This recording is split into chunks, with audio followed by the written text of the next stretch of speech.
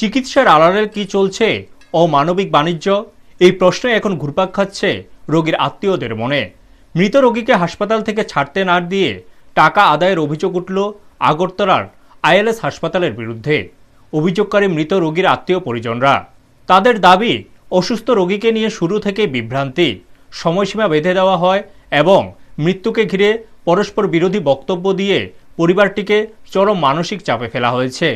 পরিবার সূত্রে জানা যায়, গত 2রা ফেব্রুয়ারি হঠাৎ অসুস্থ হয়ে পড়েন আরাধনা দত্ত নামে এক মহিলা। তাকে দ্রুত আইএলএস হাসপাতালের ইমার্জেন্সি বিভাগে ভর্তি করা হয়। প্রাথমিক পরীক্ষা নিরীক্ষার পর চিকিৎসক পরিবারকে জানান রোগীর অবস্থা অত্যন্ত সংকটজনক এবং 48 ঘন্টার মধ্যে সিদ্ধান্ত নেওয়ার সময়সীমা বেঁধে দেন।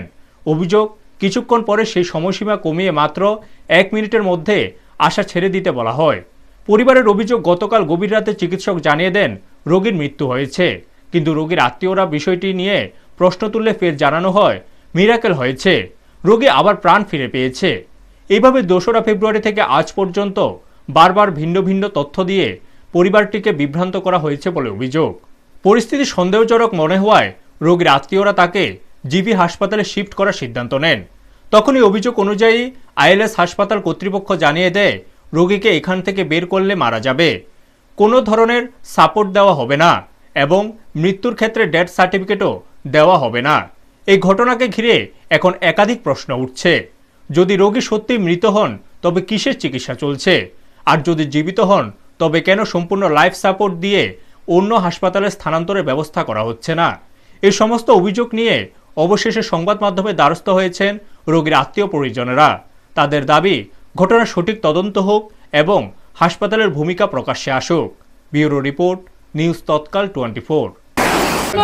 আমার মা 3 তারিখ, আমার মারে 1 তারিখ ডায়ালিসিস করছি। 3 তারিখ আমার মার একটু আসলো যে অক্সিজেনের অভাব হইতেছে, শ্বাসকষ্ট হইতেছে। ডায়ালিসিসের পেশেন্টের এমন প্রায়ই হয় শ্বাসকষ্ট।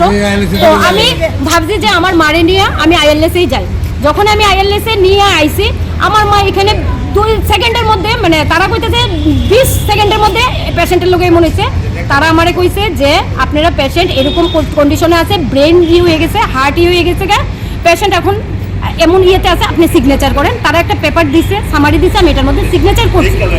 তারা আমি কইছি যে আমি এটা একটা ফটো তুলি, আমার পেশেন্ট আমার আরো অন্যান্য লোকরারে দেখাইতে হইব। তারা কইতেছে না, আপনি এরকম করতে পারতেন না, আমরা পরে জেরক্স দিব, আপনি একটা কাজ করেন, আগে বিলিংয়ে যান, বিলিংয়ে গিয়ে আপনারা কি কি প্রসেসিং আছে আপনি এটা আগে করেন। তো আমি আমার ছেলেরে পাঠাইছি, ছেলের ব্রেনও হয়ে গেছে, যেহেতু দিদন এই অবস্থা। আমি আবার নিজেই ব্যাগ টেক 3টা-4টা লই আমি এদিকেও দৌড়াইতেছি, ওইদিকে দৌড়াইতেছি। সেই ফাঁকে তারা এমআই স্যুট নিয়ে গেছে, আমারে তারা 48 ঘন্টা টাইম দিছে। এমআই স্যুট নেওয়ার আগে 48 ঘন্টা টাইম দিছে। এমআই স্যুট যখন নিছে, রাত্রিবেলা আমার 1 মিনিটের টাইম দিছে। ম্যাডামে ডাকিয়া কইছে 1 মিনিট, পিট থাপড়াইয়া কইছে মন শক্ত করে লাও, পেশেন্ট হইতো না। তো আমি কইছি ঠিক আছে, পেশেন্ট এখানে আছে যখন আমি আছি, পেশেন্ট তো কি হইব আমি তো জানি না, আপনারা ডাক্তার। আজকে 2 তারিখেও তারা আমারে যাইতাছি আইতাছি, তারা শুধু আমার এইটুকুই কইতেছে আমার পেশেন্টের ব্রেন কাজ করে না, আমার পেশেন্টের হার্ট কাজ করে না, আমার পেশেন্টের হাই হয়ে গেছে।